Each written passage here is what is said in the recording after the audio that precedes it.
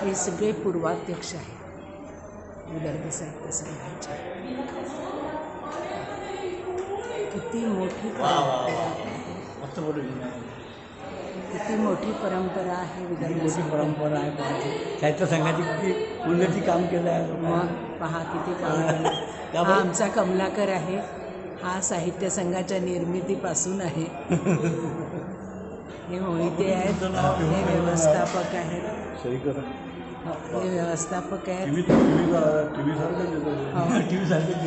इकडनं या समोरून या मोहिते.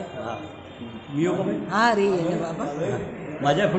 या दोघांच्या कार्यकाळात आणि या दोघांमुळे विदर्भ साहित्य संघाचं काम खूप सुरळीत चालतं. ही दोन माणसं असली की तुम्हाला काहीही पाहायची गरज नाही. सगळी व्यवस्था ते पाहतात. आणि ही सगळी माणसं जी आहेत पूर्वाध्यक्ष ही या दोघांच्या पाठीशी आहेत.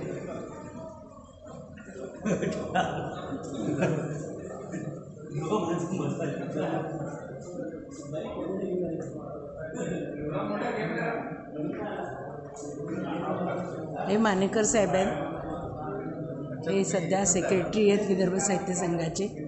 आणि हे सगळं काम पाहतात. शांत माणूस आहे. शांतपणे सगळं काम सुरू असतं. तर ते सगळं क्रेडिट त्यांना आहे शांतपणाचं. इथलं जे वातावरण तुम्हाला दिसतं एकदम डिसिप्लिन, त्याला हे गृहस्थ खूप मदत करतात. आले. आणि ही अतिशय सुंदर लायब्ररी आहे विदर्भ साहित्य संघाची. एकदम शिस्तीतली. तुम्ही कुठल्याही लायब्ररीत अशा पद्धतीची बैठक पाहणार नाही. अशा पद्धतीचं वातावरण. हे बघा, ही लायब्ररी आहे आणि ही सगळी कॉम्प्युटराइज्ड आहे. म्हणजे इथे तुम्हाला सगळे संदर्भ सापडतील मराठीचे. आणि त्याला किती छान ठेवलं आहे पहा.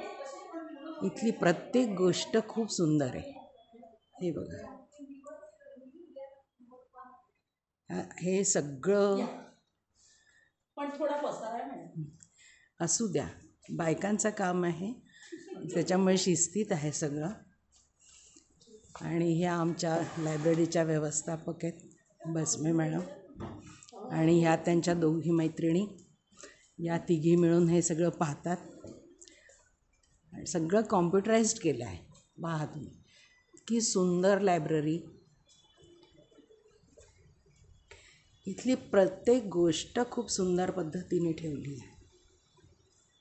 आणि याचं क्रेडिट आहे या महिलांना. यांचं डिसिप्लिन व्यवस्थापन खूपच छान आहे. हे बघा, इतकी सुंदर फुलं वगैरे. कुठे लायब्ररीत नुसता कचरा असतो कोणत्या पण. ठेवली आहेत पुस्तकं, ठेवली आहेत. पण इथे पहा तुम्ही, इतकं छान अरेंज केलेलं असतं सगळं, आहे ना. आता तुम्हाला नक्की मोह होईल ना या लायब्ररीला भेट द्यायचा.